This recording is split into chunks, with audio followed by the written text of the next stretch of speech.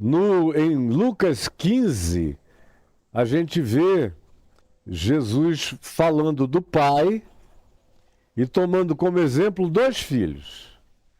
Um filho ao qual e a quem ele associa diretamente aos publicanos, meretrizes e pecadores, que na ilustração da chamada parábola do filho pródigo, é aquele filho que sai de casa, que rompe com o pai, que diz: tu estás demorando demais a morrer, dá-me a parte que me cabe da herança. E ele era o mais novo. E o texto diz que o pai dá liberdade absoluta. Então se diz que quando esse filho disse: tu estás demorando demais a morrer, eu não tenho esse tempo todo para esperar nem para perder, reparte a minha parte da herança, porque eu quero ir embora. Eu quero me alienar das memórias dessa casa, dessa família, dessa vida. Eu quero ficar livre desse trauma, dessa criação. Algo aqui me fez muito mal. E ele não sabia nem explicar o quê, mas ali ele não queria ficar. E queria ir para uma terra distante, o mais distante que ele pudesse alcançar. E aí o pai lhes repartiu os haveres. Porque para poder dar para o filho mais novo na antiguidade, e ainda também no primeiro século, e ainda até o dia de hoje, em boa parte do mundo semita, dos descendentes de Abraão, sejam judeus ou árabes, especialmente entre os árabes, essa vigência ainda está muito presente. Você não repartia os haveres, os bens em vida, sem que fizesse isso na direção de todos os filhos que tivesse. E o filho mais velho, que não era o caso desse que queria ir embora, que era o mais novo, tinha direito a uma porção dobrada da herança, conforme os costumes da antiguidade. Então o pai lhes repartiu os haveres, os bens, deu 2/3 do que era dele para o filho mais velho e deu 1/3 para o filho mais novo. Eram só 2 filhos. E o filho mais novo partiu imediatamente para a terra distante. E Jesus conta isso propositalmente, porque ele estava associando isso a pecadores, meretrizes, a seres considerados marginais pelos religiosos dos dias de Jesus. Eram eles, os fariseus, os doutores da lei, que estavam murmurando, reclamando. Leia lá em Lucas 15, como eles estavam reclamando. Ele come e bebe com pecadores, se diverte com pecadores, ele é leve com os pecadores, ele é livre com os pecadores, ele acolhe os pecadores. Que pai é esse? Que Deus é esse? Que esse Jesus pratica? Que Javé é esse que ele diz que é pai dele, mas que o faz ser tão diferente de todos os que o antecederam? De onde vem essa atitude dele? Quem é esse que é o pai que ele quer que os outros entendam como pai? É um pai cheio de libertinismos, é um pai de concessividades extremadas, é um pai sem critérios, é um pai sem nenhum protocolo, é um pai de acolhimentos e inclusividades absolutas. Não pode ser, nós não fomos ensinados assim, ensinados. Em Moisés a gente aprende as restrições todas, os juízos, as maldições, as dificuldades. Agora ele pega esse pessoal, que seriam os amaldiçoados de Moisés, da Torá, e faz deles grandes abençoados de convívio íntimo, de banqueteamento fraterno, amoroso e inclusivo. Isso é o que está nesse contexto. Essa é a reclamação, essa é a questão. Aí Jesus conta a parábola da ovelha perdida, como ele larga 99 no aprisco para restaurar uma que se perdeu. Conta a parábola, a história, a metáfora da dracma, do dinheiro perdido e da procura exaustiva que a mulher faz na casa até encontrar e depois celebra com alegria. Ele vai sempre dizendo, em verdade eu vos digo, que mais alegria há nos céus por um pecador que se arrepende do que por 99 justos que não necessitem de arrependimento. E ele vai contando e chega na história, na chamada parábola do filho pródigo. E esse garoto mais novo pegando e reunindo toda a herança e indo embora. Não deixando endereço, nem rastro, nem coisa alguma. E ao dizer isso, ele ainda prossegue mais ainda. Posteriormente, no início do capítulo 16, ele continua a mesma sequência ilustrativa, usando parábolas, contando a história de um administrador infiel e fazendo as suas aplicações. Eu já falei sobre isso tantas milhões de vezes na vida. Milhões é uma hipérbole, é um superlativo, mas milhares não é. Milhares não é. Meio século falando com muito prazer dessa parábola inesgotável nas suas expressões de amor, na proposta que faz de relacionamento e confiança no significado de Deus na nossa vida como Pai.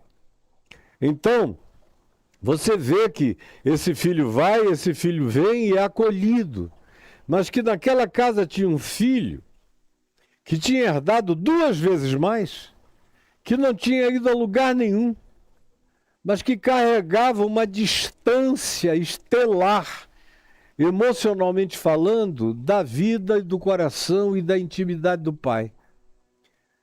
Vivia ocupado, cuidando dos bens, da fazenda, das necessidades, era extremamente operoso, era idêntico àqueles que murmuravam contra Jesus, porque eles se diziam os filhos mais velhos, os que tinham trabalhado e que trabalhavam e se interessavam e se colocavam numa situação interminável de labuta para tentarem agradar ao Pai nas exterioridades, sendo de um zelo completamente zelota em relação ao próprio Pai, e que agora vê esse que fora embora, que perdera tudo nesse alto exílio de desperdícios, e que agora volta e é acolhido pelo Pai, que bota o anel da família no dedo dele, manda vesti-lo, ele está todo mendicante e andrajoso, e o Pai manda prepará-lo, limpá-lo, vesti-lo, orná-lo. Manda matar um novilho cevado para fazer um grande banquete, para se alegrarem, dizendo: porque esse meu filho estava morto e reviveu, estava perdido e foi achado. Mandou contratar a melhor banda da cidade, eles começaram a tocar, e todos começaram a dançar quando o filho mais velho chegou e ficou com ódio, com raiva, e não queria entrar em casa, zangado. O pai era nosso, mas ele achava que era só dele. O pai era nosso, mas ele não considerava aquele filho, irmão que tinha ido embora, como irmão dele. Não, não mais. E se ele não considerava aquele indivíduo como seu irmão, ele achava que Deus não deveria também considerá-lo filho, que é o que acontece o tempo todo, toda hora. As pessoas se desirmanam dos seus irmãos por causa de diferenças como essa aqui, narrada por Jesus em Lucas 15:16. Porque abandonou, porque é um pecador, porque é um marginal, porque é diferente de mim, porque não se interessa formalmente pelas coisas do Pai, porque não expressa amor através de serviço, de dedicação, de religião, de religiosidade, de cumprimento de obrigações, de dizimações, de frequências, de apresentações, de rituais, de tudo mais equivalente àquilo que no cotidiano aquele irmão mais velho fazia na casa desse pai, a quem ele supostamente servia o dia inteiro, mas com quem ele não tinha nenhuma intimidade, em relação a quem ele vivia tão divorciado espiritualmente e tão arrogante na sua certeza de ser um primogênito especial, que ele não queria nem dar ao pai a chance de ser pai, de ser bom, de ser misericordioso e de ensinar que ele era pai nosso, que ele era pai de todos nós, dos que somos parecidos, dos que somos diferentes, ou até daqueles em relação aos quais a gente se sinta em estado de contraposição antagônica. É a mesma historinha de sempre que está presente em volta de nós, nas brigas entre os supostos irmãos. Quanto mais religioso o cara é, mais ele quer determinar quem Deus inclui, quem Deus exclui, quem Deus acolhe, quem Deus disciplina, quem deve estar, quem não pode estar. Ele toma para si essa prerrogativa, sem ter nenhuma amizade com o pai, nenhuma intimidade com o pai, nenhum carinho ao pai ou do pai, porque vive longe.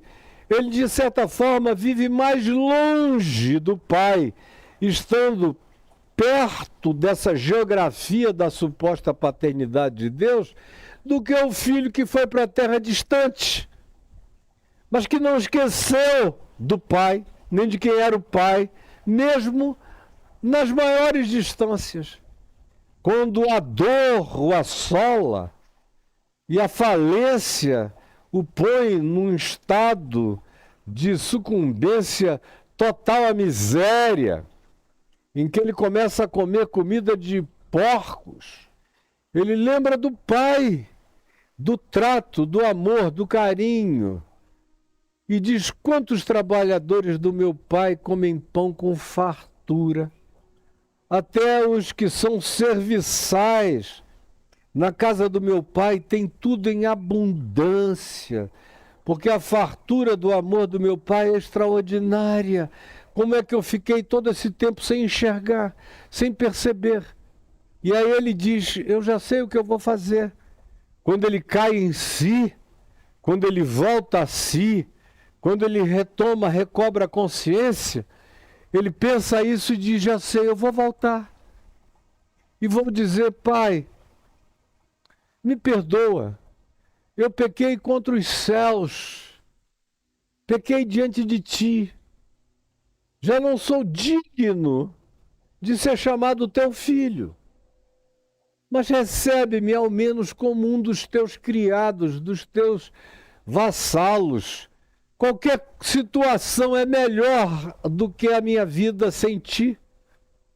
Não importa em que lugar tu me ponhas para funcionar, desde que haja um canto, uma beirada de graça em meu favor.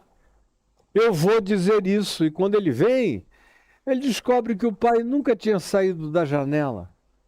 Porque quem o vê ao longe, no detalhamento tão lindo e poético dessa parábola de Jesus, que em aramaico, que foi a língua original na qual ele contou, tem rima, tem prosa, tem melodia, é sinfônica na sua preparação poética. Se diz que o pai olhou e viu o filho vindo ao longe e reconheceu. Apesar dele chegar todo andrajoso, apesar da mendicância, apesar do desfiguramento total daquele filho, o pai conhece o filho em qualquer IML da vida, em qualquer condição, em qualquer estado. Conhece, conhecerá sempre e jamais será diferente. Então Jesus diz: foi o pai que viu primeiro. Porque não fomos nós que amamos primeiro, nós fomos amados. Ele nunca deixou de nos esperar na janela da história, da existência, o dia em que caíssemos em nós mesmos e que voltássemos e que ganhássemos consciência do privilégio do amor que era oferecido gratuitamente e sem barganhas e sem também recriminações posteriores, bastava o arrependimento, o reconhecimento, o cair em si. Era absolutamente suficiente. E então, Jesus conta histórias assim para ilustrar a natureza do amor do Pai por todos os filhos. Mas também diz desse filho mais velho, que estava ali distante, longe, embora se achasse geograficamente perto, como boa parte desses que se dizem filhos de Deus, habitam uma geografia que eles passam a chamar de geografia do sagrado, geografia do sacro. Em geral, a linguagem e a atitude religiosa sacraliza geografias, montes, templos, santuários, lugares, ritos. É o tal do sagrado, que não aparece na boca de Jesus em tempo algum, em lugar nenhum. É uma construção da religião pagã que a gente carrega como vício, muitas vezes de linguagem de expressão até o dia de hoje. Mas no Evangelho não há nada sagrado. No Evangelho as coisas têm que ser santas. É sobre isso que nós vamos falar, no dia de hoje ainda. Portanto, aquele primeiro filho lida com Deus na perspectiva do sagrado. Se eu estou próximo nessa geografia, fazendo esse trabalho que me foi pré-determinado, em relação a cujo pai eu mantenho um vínculo de DNA, desse vínculo familiar que tem a ver com o fato de que a gente carrega o mesmo sangue, eu sou herdeiro disso tudo isso aqui é meu, mas relação de intimidade com o pai mesmo, nenhuma confiança, nenhuma compreensão de quem é o pai, nenhuma certeza sobre o fato de que, conquanto ele fosse filho, ele tinha se tornado, no curso dos anos, a antítese da graça e do amor do pai. Ele era apenas um indivíduo confinado ao ambiente do sagrado, assim chamado, que é extremamente ilusivo, é mentiroso, e que em Jesus foi demolido definitivamente por tudo que Jesus fez, praticou e ensinou, mas também explicitou, como o fez em João 4, aquela mulher lá de Siquém, na Samaria, no sopé do Monte Gerizim, quando perguntou a ele: onde é o lugar em que se deve adorar? Qual é o lugar da morada de Deus? Onde é o sagrado da casa do Pai? É neste Monte Gerizim ou é em Jerusalém, como vocês judeus dizem? Onde é? E Jesus disse: mulher, em verdade eu te digo que nem neste Monte Gerizim, nem em Jerusalém é o lugar onde se deve adorar a Deus. Acaba com essa história de sagrado para sempre. Porque Deus não sacraliza coisas, Ele santifica vidas. O mais, tudo é sagrado, todas as coisas, tudo é santificado, todas as coisas são puras para os puros. Mas o sagrado é uma determinação da projeção do olhar religioso, ritualístico, humano, condicionante de Deus e que não tem correspondência à santidade. O sagrado não é sinônimo do santo, em nenhuma perspectiva. Como eu tenho dito durante anos e anos, o sagrado o homem faz, o santo é. Isso parece só um argumento semântico, mas cria uma distância abismal na consciência, na espiritualidade e na nossa coragem para ser e para viver. Quem quiser considerar o que eu estou dizendo essencial, considere. Tem gente que pensa que é apenas uma preferência semântica, mas não é. E não é, jamais será.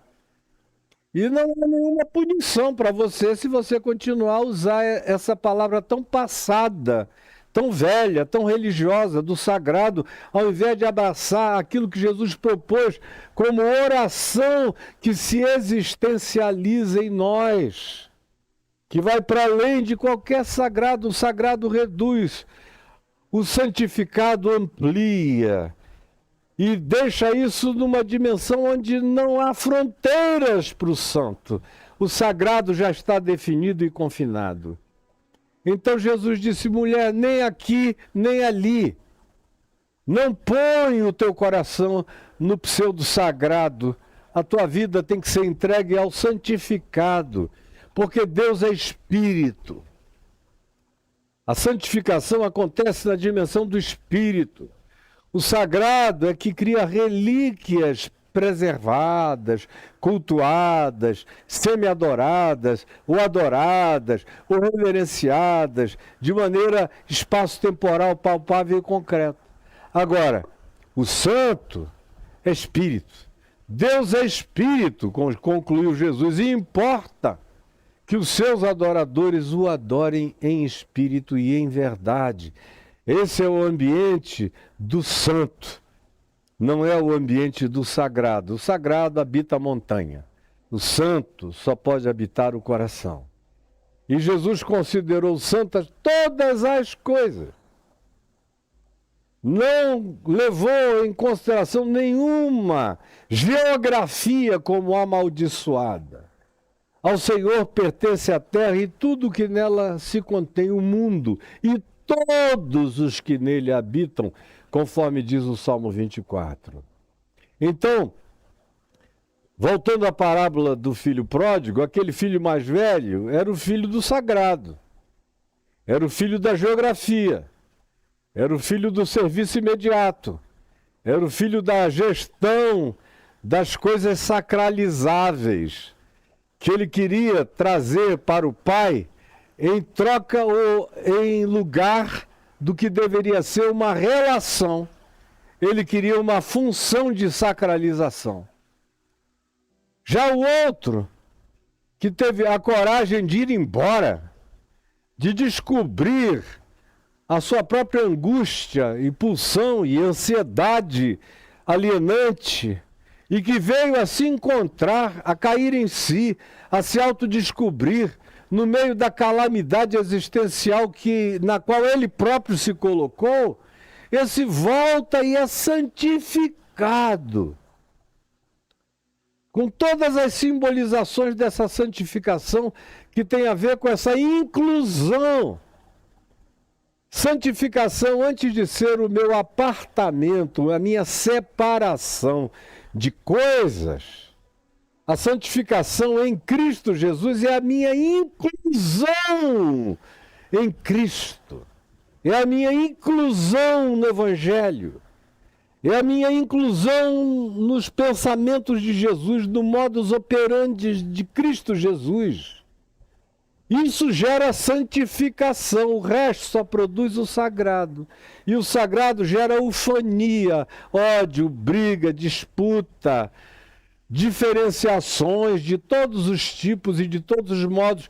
Por isso aquele irmão mais velho não quis entrar na festa da graça do pai que tinha acolhido o filho que buscara autossatisfação longe da companhia paterna, mas o pai nem puxa esse assunto.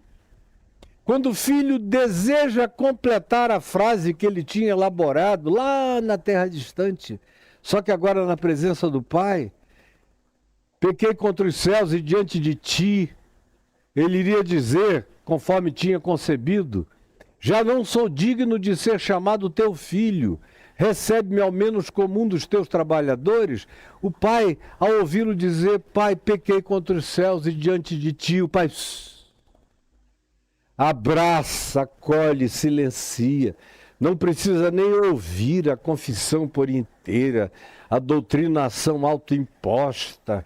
Não há nele nenhum tipo de tortura confessional que alguém deva praticar em relação aos seus erros, pecados e equívocos. Ele...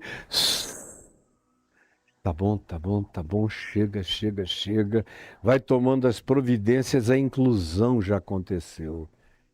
Mas quando o outro filho, o da religião, o fariseu, o escriba, o saduceu, aquele que lidava com o sagrado como se fosse patrimônio seu e que lhe dava uma condição superior a qualquer outro, especialmente a esse filho devasso que tinha ido embora, ouve a alegria do pai, vê a festa e a confraternização promovida pelo pai pela volta desse filho que estava morto e reviveu, que estava perdido e foi achado, ele fica com ódio e se nega a entrar, a participar. E Jesus estava falando daqueles religiosos dos dias dele, tanto quanto está falando de você. E de todos os religiosos, com os seus supremacismos, superioridades, com todas as suas atitudes de exclusivismo e de sacralidade que os torne supostamente especiais sobre os demais seres humanos. É o mesmo espírito daquele fariseu orando lá no templo, obrigado a Deus, porque eu não sou como os demais homens, nem tão pouco como esse filho perdido, esse publicano, que era o mesmo tema de Jesus em Lucas 15, 16. Era em volta de publicanos que todo esse amor estava acontecendo e o repúdio dos religiosos estava vindo. Então, há uma quantidade enorme de repetições de Jesus a esse respeito, como, por exemplo, no caso daquele pai com 2 filhos. Um filho que dizia sempre que o pai pedia alguma coisa, ele dizia, não, não vou não, não quero não é para mim. E se afastava. E um outro filho que tudo que o pai dizia, ele dizia, amém, amém, conta comigo, eu sou teu servo, estarei lá, farei tudo. Mas na hora do acontecimento, o único que aparecia para servir e para se dispor a ajudar o pai era justamente aquele que dizia, não, eu não quero. Mas que pensava melhor e aparecia.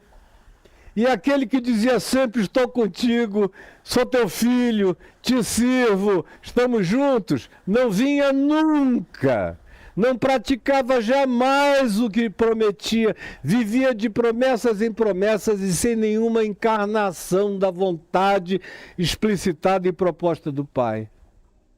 Então, quando Jesus está falando de nós, ele está pensando também nessas disparidades nossas de cada dia, nesses embates, nesses choques, nessas guerras, e está ridicularizando o fato de que tem gente que, se souber que uma quantidade enorme de publicanos, pecadores, prostitutas, marginais, nos precedem no reino dos céus, como Jesus disse, não querem ir nem para esses céus de Cristo.